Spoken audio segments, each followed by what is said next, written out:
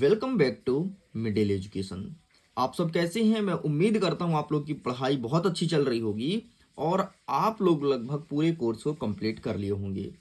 अगर किसी स्टूडेंट का कोई चैप्टर छूट गया है तो अब पढ़ना बंद करो। जो अभ्यास प्रश्न पत्र मैं दे रहा हूं इसमें जितने भी क्वेश्चन हैं सभी को अच्छे से प्रिपेयर कर लो। यकीन मानो अपने परीक्षा में तुम टॉप करोगे, क्योंकि ये कोई मामूली अभ्यास प्रश्न पत्र नहीं है, प्रीवियस ईयर के क्वेश्चंस का समावेशन है। देखो, अगर यार तुम एमपी बोर्ड के कॉन्सेप्ट को समझते हो ना, तो एमपी बोर्ड क्या करता है कि एक साल जो प्रश्न पूछा है ना उसको बार बार रिपीट करता है, बार बार रिपीट करता है। कहीं वही परीक्षा अर्धवार्षिक में पूछेगा, कहीं त्रैमासिक में, कहीं वार्षिक में, मतलब बार बार तुमको रिपीट देखने को मिलता है। तो अगर तुम पिछले 4 साल के क्वेश्चन पेपर को अच्छे से सॉल्व कर लिए तो यकीन मानो तुम्हें रियल पेपर की जरूरत नहीं पड़ेगी, तुम स्वयं बता दोगे कि ये क्वेश्चंस एमपी बोर्ड में आएगा। एंड ठीक उसी प्रकार से इस क्वेश्चन पेपर को डिजाइन किया गया है। इसमें प्रीवियस ईयर के सारे क्वेश्चंस जो बहुत ही ज्यादा इंपॉर्टेंट है, एग्जाम में आया हुआ है, उन क्वेश्चन का समावेशन करके और एक नया सेट तैयार किया गया है ताकि आपकी तैयारी बेहतर हो सके। और अगर इसे बहुत अच्छे से पढ़ के जाते हैं तो डेफिनेटली 75 में से आप 70 नंबर तक आसानी से ला सकते हैं। लेकिन इसके लिए शर्त ये है कि ये है सेट नंबर 2, इसके पहले सेट नंबर ए भी आपको देखना होगा। एंड अभी तक सेट नंबर ए के फुल सोल्यूशन का वीडियो नहीं अपलोड है, जल्द ही अपलोड कर दिया जाएगा। खैर, आगे बढ़ते हैं और देखते हैं सेट नंबर बी में किस प्रकार से प्रश्न है और इनका सही उत्तर हमें क्या देना है। देखो, यहां पर लिखा है सही विकल्प चुन करके लिखिए। पहला नंबर कहता है कि रामचरितमानस की भाषा क्या है। तो यार रामचरितमानस तो लिखा गया है किसके बारे में? भगवान श्री राम के बारे में। ठीक, ऑप्शन कहता है ब्रज, अवधि, हिंदी, अवधि या संस्कृत। तो रामचरित मानस है वो अवधि भाषा में लिखा गया है क्योंकि भगवान श्री रामचंद्र के बारे में लिखा गया है। अगर कोई कविता कहानी श्री कृष्ण के बारे में लिखता है तो याद रखना तब वहां पर ब्रज भाषा होती है। ठीक है, नेक्स्ट, उत्साह कविता में बादल किसका प्रतीक है? तो उत्साह कविता में बादल ऊर्जा का प्रतीक है, क्रांति का प्रतीक है, इसलिए हमें ऑप्शन नंबर बी को टिक करना है। नेक्स्ट, तीसरा नंबर कह रहा है कि जुगुप्सा किस रस का अस्थाई भाव है? तो जुगुप्सा है विवत्स का, विवत्स का जुगुप्सा। आपको पता है वर्तमान में 11 रस हैं और 11 रस और उसके अस्थाई भाई आपको पता होना चाहिए, जैसे श्रृंगार का रत, हास्य का हास, करुण का शोक, रौद्र का क्रोध, विवत्स का जुगुप्सा, अद्भुत का विस्मय, भयानक का भय। ये सब तुमको पता होना चाहिए। जब पता रहेगा ना तभी जाकर के तुम बहुत अच्छे से टिक कर पाओगे, नहीं कंफ्यूज हो जाएगा। और ये कभी चेंज नहीं होता, इनको तुम रट लो, हमेशा सेम रहेगा। एक बार रट लोगे तो जीवन भर काम आएगा। चलिए, चौथा नंबर कहता है कवि ने तप्त धारा के माध्यम से संकेत किया है। कवि ने तप्त धारा के माध्यम से किसको संकेत किया? तो अत्यधिक गर्मी को। पांचवा नंबर कह रहा है कि सहस्त्रबाहु का वध किया था, किसने किया था? तो परशुराम ने इसे मारे थे। नेक्स्ट कह रहा है कि आलंबन और उद्दीपन का संबंध किससे होता है? तो ये होता है विभाव से। ठीक है, रस के 4 अंग होते हैं और 11 प्रकार होते हैं, ध्यान रखना। 4 अंग कौन कौन से हैं? अस्थाई भाव, विभाव, अनुभव और संचारी भाव, ये चारों लिखे गए हैं। एंड 11 अंग मैंने तुमको बता दिया, 11 प्रकार मैंने तुमको बता दिया। नेक्स्ट कह रहा है प्रश्न क्रमांक 2, उसमें पहला नंबर कहता है कि उसे सफलता नहीं उसकी डैश डैश समझा जाना चाहिए। तो उसे सफलता नहीं उसका परिश्रम, मेहनत समझा जाना चाहिए। तो यहाँ पर आपको मेहनत लिखना है। ठीक है, इन सब के पीडीएफ को डाउनलोड कर सकते हो, लिंक डिस्क्रिप्शन बॉक्स में दिया गया है। दूसरा नंबर कहता है कि अज्ञेय की प्रारंभिक शिक्षा कहाँ हुई थी? तो उनके घर पे हुई थी। जब वो छोटे थे तो उनकी पूरी शिक्षा उनके घर पे हुई थी। त्रिरत्न में कौन सा समास है? तो त्रिरत्न मतलब 3 रत्नों का समूह अर्थात द्विगु समास, यह एक संख्यावाची है। ठीक, नेक्स्ट, नायक नायिका के सहयोग या वियोग का वर्णन कहाँ मिलता है? तो श्रृंगार रस में मिलता है। ठीक है, प्रेम प्रेमिका मिलते हैं और बिछड़ते हैं। बढ़ते हैं 5वां नंबर, समास कितने प्रकार के होते हैं? तो समास के 6 प्रकार हैं। ठीक, नेक्स्ट, लेखिका मनु भंडारी का जन्म किस गांव में हुआ था? तो इनका जन्म मध्य प्रदेश के मंदसौर में हुआ था। एक गांव का नाम है भानपुरा गांव, वहां पर इनका जन्म हुआ था। अगर कोई स्टूडेंट मंदसौर से है तो कमेंट सेक्शन में लिख के जरूर बताना कि सर मैं मंदसौर से हूँ। हमारा तीसरा नंबर कह रहा है कि सही जोड़ी मिलाइए। पहला नंबर कहता है संस्कृति, कन्यादान, मैं क्यों लिखता हूँ, अधिक बोलने वाला, प्रत्येक चरण में 16-16 मात्राएं। आओ पहले जो बनता है वो मिला लेते हैं। ठीक है, ऐसे तुम भी परीक्षा में करना। सबसे पहले कहता है कन्यादान, तो कन्यादान का आपका हो जाएगा ऋतुराज, इससे मैच कर दो दूसरा नंबर। ठीक, चलो मैं क्यों लिखता हूं, इसे लिखने वाले अज्ञेय हैं, तो ये हो जाएगा तीसरा नंबर। अधिक बोलने वाला को वाचाल कहते हैं, तो ये हो गया चौथा नंबर। ठीक, नेक्स्ट क्या कहता है, प्रत्येक चरण में 16-16 मात्राएं, तो ये हो जाएगा आपका चौपाई छंद। चौपाई के प्रत्येक चरण में 16-16 मात्राएं होती हैं। अब संस्कृति और लोकोक्तियां दो बचा है, लेकिन रुको जरा, हाँ इधर भी है।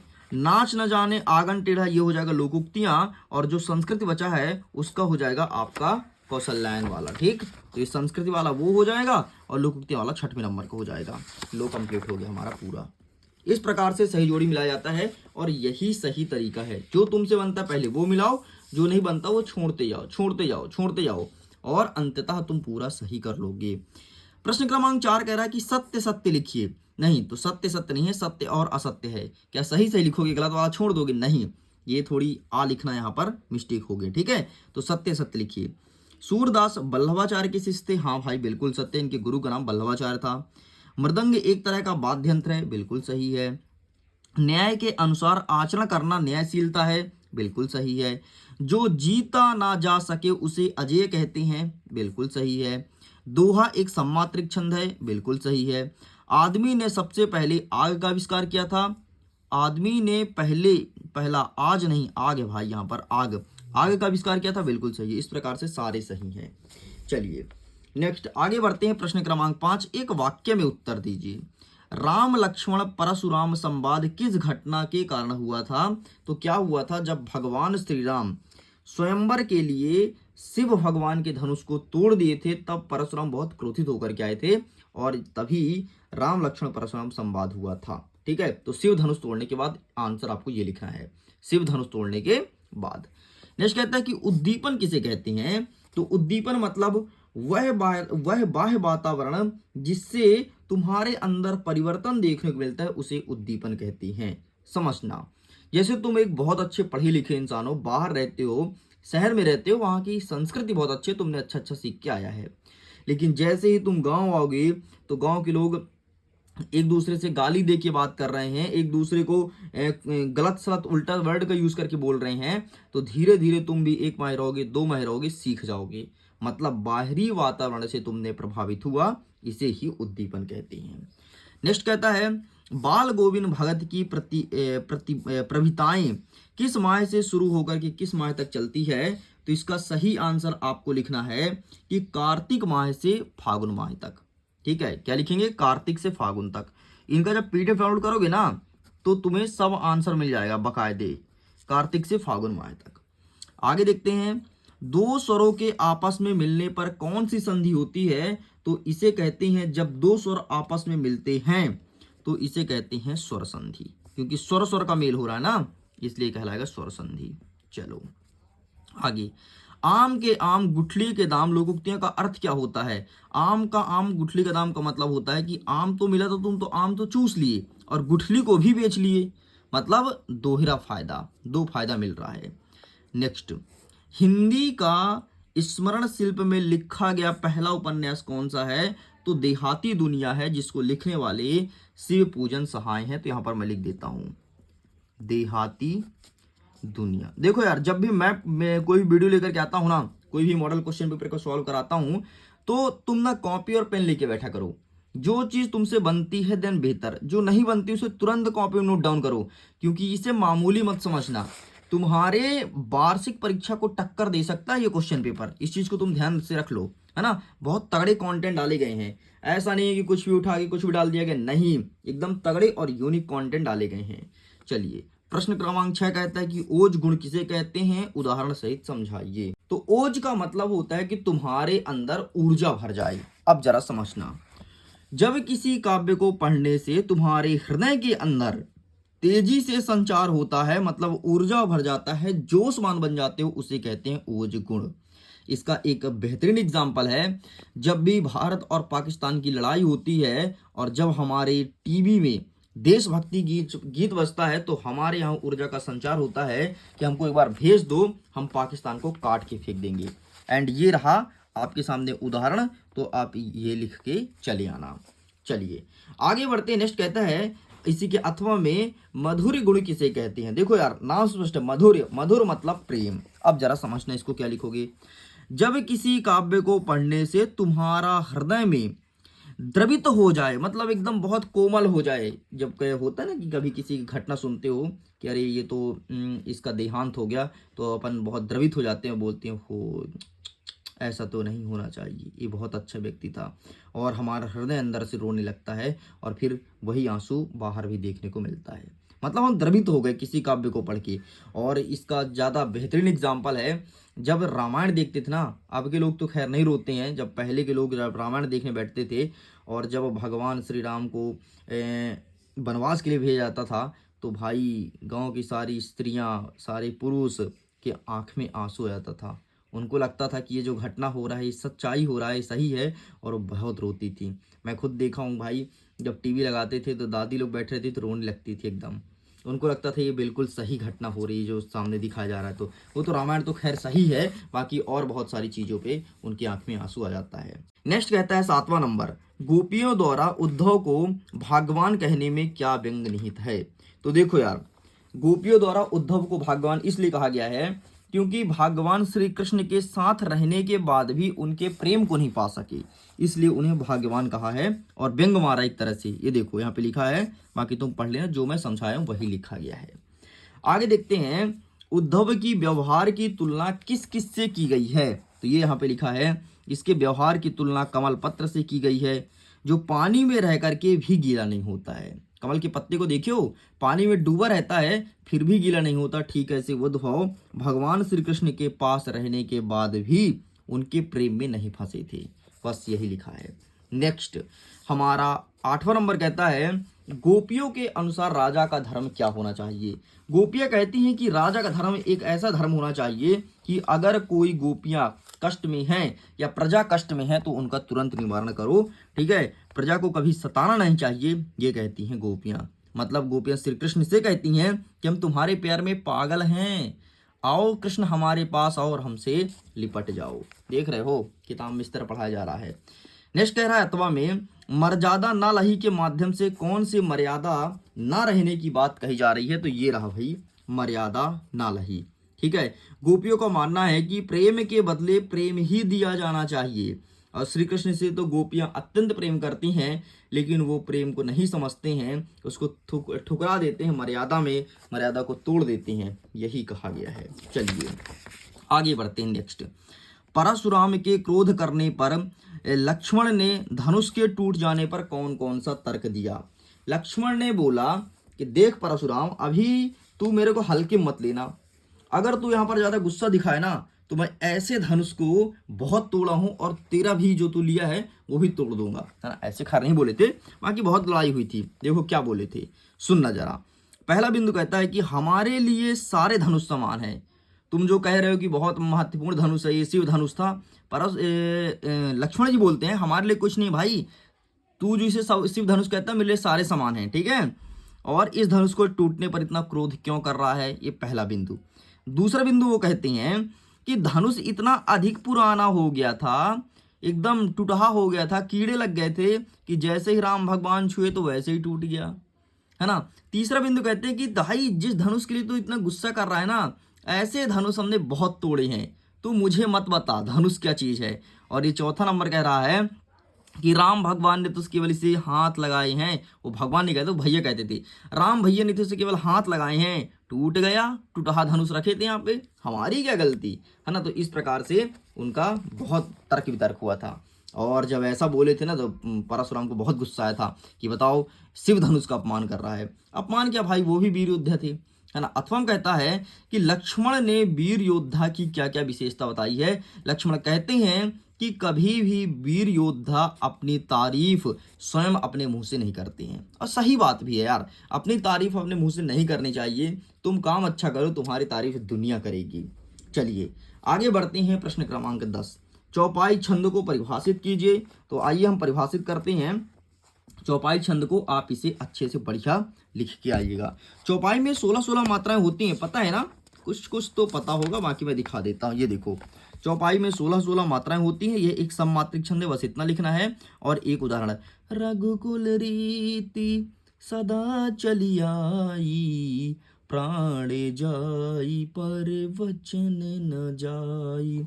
ये पता है कब कहा गया था? भगवान श्री राम के पिताजी कहते थे कि हम रघुकुल के हैं भाई, रघुकुल वंश के हैं, और रघुकुल की रीति है कि प्राण चला जाए पर जो हमने वचन बोल दिया उसको निभाएंगे। चलो आगे बढ़ते हैं। लक्ष्मण की बात से परशुराम क्रोधित क्यों हो उठे थे? मतलब लक्ष्मण जी ने ऐसा क्या बोल दिया था कि परशुराम भैया भनक उठे थे कि अब तो भाई लक्ष्मण तो बच ले, है ना? तो जरा इसका भी आंसर देख लो कि लक्ष्मण ऐसा क्या बोल दिए थे। देखो यार, लक्ष्मण भी बहुत वीर पुरुष थे, वो भी क्यों सुने। तो लक्ष्मण कहते थे, सुनो जरा। लक्ष्मण ने परशुराम से विनम्रता पूर्वक बात करने की बजाय व्यंग का सहारा लिया था। मतलब उन्होंने आसानी से आंसर नहीं दिया था, क्योंकि लक्ष्मण बहुत गुस्सैल प्रवृत्ति के थे। ठीक है, उन्होंने परशुराम को कभी बड़ा बोला कि अरे यार तू ना बहुत बोलता है यार, तू क्या चीज है साले मेरे सामने, ऐसा उन्होंने बोला था। और वो बोले थे कि जो बहुत महापुरुष होता है ना, वो अपनी प्रशंसा स्वयं नहीं करता, तू अपनी प्रशंसा बता रहा है कि मुझे बहुत गुस्सा आता है, ये कर दूंगा वो कर दूंगा, है ना? इस प्रकार से जब वो बात की ना, तो उसका गुस्सा और भड़क उठा था कि साला अभी एक तो धनुष तोड़ दिया, अभी मेरे को ऐसा बोल रहा है। नेक्स्ट कहता है 11 नंबर कि सेनानी ना होते हुए भी चश्मे वाले को लोग कैप्टन क्यों कहते थे? आइए दिखाते हैं इसका आंसर। ठीक है, ये सभी प्रश्न आएगा, अच्छे से पढ़ लेना। ये देख लो भाई, इसका आंसर लिखा गया है, आपको यही चीज लिखना है। आगे बढ़ते हैं। अथवा में नेताजी सुभाष चंद्र बोस की मूर्ति को देखकर लेखक के मन में कौन सी कमी खटकती थी? तो सिंपल सा आपको इतना लिखना है कि उनके जो चेहरा होता था उस पर चश्मा नहीं होता था, और वो चश्मा की कमी खटकती थी, बस इतना आपको लिखना। बाकी आंसर ये रहा, फोटो क्लिक कर लो। ठीक है, चलिए नेक्स्ट कहता है कि कैप्टन कौन था, वह मूर्ति के चश्मे को बार बार क्यों बदलता था? इसकी कहानी सुन लो। कैप्टन क्या करता था, जैसे कोई खरीदार आया ना, ग्राहक, तो ग्राहक को जो चश्मा पसंद आता था तो एक चश्मा तो हमेशा वहां पे लटका देता था नेताजी के चश्मे के रूप में। और जब भी कोई ग्राहक आता था तो बोलते थे मुझे ही चश्मा चाहिए, तो चश्मा निकाल देते थे और ग्राहक को दे देते थे, और उसके स्थान पर दूसरा चश्मा पहना देते थे। मतलब जैसे दुकान में नहीं रख रहे थे कठपुतला, बस वैसे ये भी करते थे। ठीक है, तो इसका आंसर देख लो भाई साहब, ये रहा। ठीक, ये लिखा है, जो मैं पढ़ाया हूँ जो मैं बताया वही लिखा है, तुम पढ़ लेना, पढ़ के तुम देख लेना। ठीक है, यही तो बात है भाई, मिडिल एजुकेशन ना आपको रटाता नहीं है बल्कि समझाता है। अथवा में कहता है कि नेताजी की मूर्ति पर कौन सी कसर खटकती थी और क्यों? तो ये चश्मा की कसर खटकती थी, क्योंकि ऐसा लगता था कि नेताजी हमेशा चश्मा पहने हैं और आज इनके चश्मा को किसी ने निकाल के फेंक दिया, मतलब पहनाया ही नहीं। ये देख लो, बाकी यहाँ पे लिखा है। चलिए 13 नंबर कहता है कि भगत की पुत्र वधू उन्हें अकेले क्यों नहीं छोड़ना चाहती थी? तो भगत की पुत्र वधू अकेले क्यों नहीं छोड़ना चाहती थी, देख लो।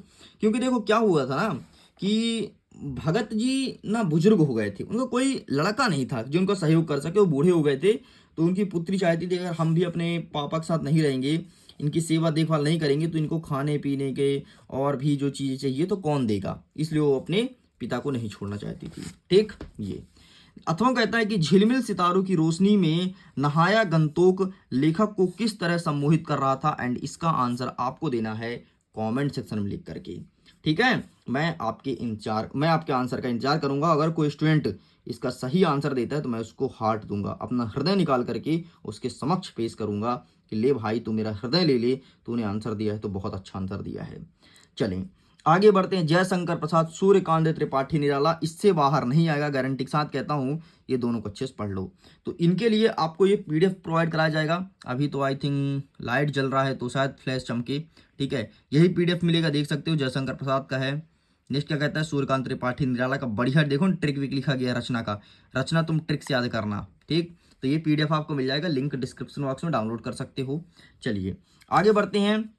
स्वयं प्रकाश और यशपाल जी का है, तो आओ दिखाते हैं। ये तो राम वृक्ष पूरी होंगे भाई, पूरा बना है, पूरा एक एक कवि जो कक्षा 10वीं में। हाँ, ये रहा स्वयं प्रकाश। ठीक है, कवि और लेखक सारों को बनाया गया है यहाँ पे, ये ठीक, ये लिखना है। और ये रहा आपके पास सामने यशपाल। बस इतना तुम पढ़ लेने, एक बार तुम पढ़ो तो मस्त ट्रिक बताया हूँ। देखो जैसे जीवन परिचय कैसे लिखोगे, जन्म तिथि, पिता का नाम, शिक्षा दीक्षा, मृत्यु कब हुई थी, इतना बस लिखा जाता है जीवन परिचय में। ट्रिक देखो, झूठ हिंसा ज्ञान का पर्दा, मतलब झूठ सच, हिंसा अवलोकन, ठीक है, और ज्ञान दान और पर्दा, इस प्रकार से। फिर भाषा और शैली, तुम एक बार पढ़ना, बहुत मजा आएगा। साहित्य में स्थानीय बहुत सरल लिखा है। चलिए नेक्स्ट 16 नंबर क्या कहता है कि मुहावरे का अर्थ लिखना है और वाक्य में प्रयोग करना है। तो अक्ल का दुश्मन होता है, मतलब होता है मूर्ख व्यक्ति। ठीक है। नेक्स्ट क्या कह रहा है कि अंगूठा दिखाना, मतलब कोई चीज से इंकार करना या मना करना। ठीक है। नेक्स्ट क्या कह रहा है कि आग में घी डालना, मतलब अगर कोई क्रोधित है तो उसको और उससे गुस्से को प्रज्वलित करना। देखो, अक्ल का दुश्मन, अंगूठा दिखाना और कहेंगे एक आग में घी डालना। ये रहा भाई, इसका फोटो खींच लो, यही तुमसे पूछा जाएगा। आगे बढ़ते हैं, संधि और समास में अंतर लिखो। क्या होता है संधि, क्या होता है समास, इसको भी देख लो, इसका भी आंसर यहाँ पर अवेलेबल है। ये रहा, दो वर्णों के मेल से जो विकार उत्पन्न होता है उसे संधि कहते हैं, दो पदों के मेल को समास कहते हैं। संधि को तोड़ना संधि विच्छेद कहलाता है, समास को तोड़ना समास विग्रह कहलाता है। संधि 3 प्रकार के होते हैं, समास 6 प्रकार के होते हैं। खत्म, बस इतना तो लिखना था, 3 बिंदु। चलिए, भोलानाथ अपने साथी को देख करके सिसकना क्यों भूल जाता था, ये प्रश्न पूछा गया है। एक बात बताओ यार, जैसे जब तुम छोटे बच्चे थे, तुम जब रोते थे, देखते थे यार कि मेरा दोस्त आ गया है, अब हम खेलेंगे, तो क्या तुम रोते थे? नहीं, तुम रोना बंद कर देते थे, बल्कि खेलने लगते थे। कभी कभी देखो कि मम्मी लोग ऐसा भी करते थे, पहले हम रो रहे हैं ना, भाई मेरे साथ तो हुआ है, सबके साथ हुआ होगा, तुम भी छोटे थे, तुम कहीं इतने बड़े पे जन्म नहीं ले लिए, तो क्या होता था कि तुम खेल रहे हो ना और तुमसे कोई गलती हो गई तो मम्मी ने आके पीट दिया। अब पीट रहे हो तो तुम्हारे पसंदीदा खिलौना ला के दे दी, तो तुम्हारा उसमें मन लगे, तुम खेलने लगे। ये आंसर लिखा है, बाकी तुम देख लेना।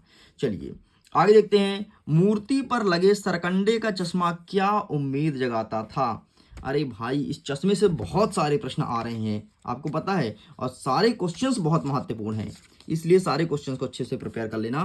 तो ये रहा इसका प्रश्न, और उत्तर दिखा देता हूँ। सरकंडे का चश्मा ये रहा। ठीक, सरकंडे का चश्मा देखकर हलदार साहब को बहुत आनंदित हुए, लोगों की देशभक्ति का रोमांचित हो उठे। ठीक, और उनका खुशी से आंसू उमड़ उठा था। नेक्स्ट देखते हैं, काव्य का संदर्भ प्रसंग अर्थ लिखना है। ठीक है, अब इसे दिखा देते हैं, सूर्य समर वाला दिया है ना, और को दिखा देते हैं, ये आपकी इसमें अवेलेबल है, इसको मैं दिखा देता हूँ, बहुत इंपॉर्टेंट है, अच्छे से पढ़ लेना। इसके बाहर कुछ नहीं आएगा यार, क्योंकि पूरा सिलेबस के अकॉर्डिंग ही डिजाइन किया गया है। ठीक, ये रहा सूर्य समर, तो ये रहा संदर्भ प्रसंग और भावार्थ। ठीक, बस इतना आपको लिखना है। चलिए आगे बढ़ते हैं। नेक्स्ट एक और दिया है, अथवा में क्या क्या क्या दिया है कि मधुप गुनगुनाकर, मधुप वाला दिया है, तो ये रहा मधुप वाला। ठीक है, तो देख लो संदर्भ प्रसंग और भावार्थ, इसका फोटो खींच लो। चलिए आगे बढ़ते हैं, प्रश्न क्रमांक 19 कहता है कि गद्यांश का अब आपको प्रश्न और उत्तर बताना है। तो आइए गद्यांश को भी देखते हैं, गद्यांश का उत्तर कहाँ मिलेगा। तो इसके लिए हमें जाना पड़ेगा 97 पेज पे। वेट, 97 पेज पर दिया था, मैंने देखा था। ठीक है, क्या वाला है, कौन सा है, मूर्ति, हाँ ये देखो ये वाला है। ठीक, तो ये संदर्भ प्रसंग अर्थ, संदर्भ में जहाँ पर पूर्वानुसार लिखा है तो पूर्वानुसार का मतलब होता है ये वाला लिखना है। ठीक, चलो आगे बढ़ते हैं, क्या है, अथवा में नाना साहब वाला दिया है। ठीक है, तो आओ ये भी दिखा देते हैं जल्दी से, इन सबको अच्छे से प्रिपेयर कर लेना। ये रहा नाना साहब वाला। ठीक है, ये चलो पेज पलटू, पूरा देखना। ये रहा संदर्भ प्रसंग अर्थ, संदर्भ में जहाँ पर पूर्वानुसार लिखा है वहाँ पर आपको क्या लिखना है मैं बता देता हूँ, ये वाला लिखना है। ये पाठ्य पुस्तक क्षितिज भाग 2 लखनवी अंदाज से पाठ से लिया गया है, इसके लेखक के यशपाल है, बस इतना लिखना है। चलिए बेटा आगे बढ़ते हैं प्रश्न क्रमांक 20 के तरफ। 20वां नंबर कहता है कि अपठित गद्यांश को पढ़ करके प्रश्न का उत्तर देना है। इसमें टिक है कुछ उत्तर में। ठीक है, देख लो, संसार में भारत की प्रसिद्धि का कारण क्या है, तो ताजमहल, पहले का उत्तर। नेक्स्ट, गांधीवाद आज, सॉरी 3 पॉइंट है, ताजमहल, महात्मा गांधी और लोकतंत्र, ये 3 पॉइंट लिखना है। गांधीवाद आज किस तरह गांधी को चाहते हैं, तो गांधीवाद उस गांधी को चाहते हैं कि सुविधाजनक हो, ये हो गए दूसरे का उत्तर। नेक्स्ट, हमारे देश के लिए ताजमहल का क्या महत्व है और आज इसे किस स्थिति से गुजरना पड़ रहा है, तो ये रहा, ताजमहल भारत की अंतरात्मा है और उसकी बहुलता एक धवल धरोहर है, यह सांकेतिक ताज आज खतरे में है, ये लिखना है। ठीक है, नेक्स्ट देखो, राजनीति किस गांधी की आकांक्षा रखता है, वास्तव में कैसे गांधी की जरूरत है, तो ये रहा, कड़वे सच बताएं और खुद को भी, औरों को भी, ठीक, औरों को भी, अंत में तीसरी बात लोकतंत्र की। ठीक, तो इस प्रकार से लिखना है। 5वां नंबर क्या कहता है कि जमाना बदलने के लिए क्या आवश्यक है और इसके लिए क्या करना चाहिए, तो मैं चाहता हूं कि इसका आंसर आप स्वयं बताइए, है ना। पैसेज में उत्तर बता देता हूँ, पीछे नीचे के 4 लाइन में उत्तर दिया गया है, लो इतना हिंट कर दिया, और इसका आंसर आप तो ढूंढ सकते हो। आइए आगे बढ़ते हैं। 21 नंबर, वार्षिक परीक्षा की तैयारी के लिए माता और पिताजी को पत्र लिखिए, है ना, बहुत सरल है। नेक्स्ट क्या कहता है, शाला शुल्क माफी के लिए, एक आवेदन पत्र लिखना है प्राचार्य जी को। आइए मैं देख लेता हूँ, अगर इसमें दिया होगा तो मैं इस आंसर दिखा देता हूँ। बाकी मैं उम्मीद करता हूँ ये तो तुम लिख लोगे यार आसानी से, तो इसे मैं छोड़ दूँ, पीडीएफ में दे दूंगा, लेकिन आंसर जरूर यहाँ पर बोलो तो छोड़ देता हूँ। ठीक, ये देखो क्या है, शाला शुल्क माफी के लिए ना, ये रहा शाला शुल्क माफी के लिए, देख लो यहाँ पे दिया गया है, यही लिख करके आना था। चलिए आगे देखते हैं। पर्यावरण सुरक्षा पर माँ बेटे का संवाद लिखिए, है ना, बातचीत लिखिए माँ बेटे का, माँ बेटे क्या क्या बात कर रहे हैं वो लिखना है। तो इसका आंसर मैं दिखा देता हूँ आपको, पर्यावरण संवाद के लिए। ठीक, तो ये रहा पर्यावरण सुरक्षा के लिए, ठीक है, ये लिखना है। फिर इसका पेज पलटता हूँ, ये लिखना है, बस इतना लिख के कंप्लीट करेंगे। और 23वां नंबर कह रहा है कि रूपरेखा सहित निबंध लिखना है। तो यहाँ पर देख लो, शिक्षित बेरोजगारी, जीवन में महंगाई का असर, इंटरनेट की उपयोगिता शिक्षक क्षेत्र में। देखो आज इंटरनेट है तभी तुम जा करके पढ़ाई कर रहे हो। तो इस प्रकार से स्टूडेंट प्रश्न क्रमांक 1 से लेकर के 23 तक के संपूर्ण क्वेश्चन आंसर को मैंने कंप्लीट कर दिया। ये हमारा सेट नंबर बी था। जल्द ही सेट नंबर ए के फुल सोल्यूशन भी देखने को मिलेगा, और इसके बाद कुछ मत पढ़ो, यकीन मानो पूरे स्कूल में सबसे अच्छे नंबर आपके आएंगे। वीडियो पसंद आया हो, मेरी मेहनत पसंद आई हो, तो वीडियो को लाइक कीजिएगा, अपने दोस्तों के साथ शेयर जरूर कीजिएगा। एंड करता हूँ एग्जाम के लिए, ऑल द बेस्ट।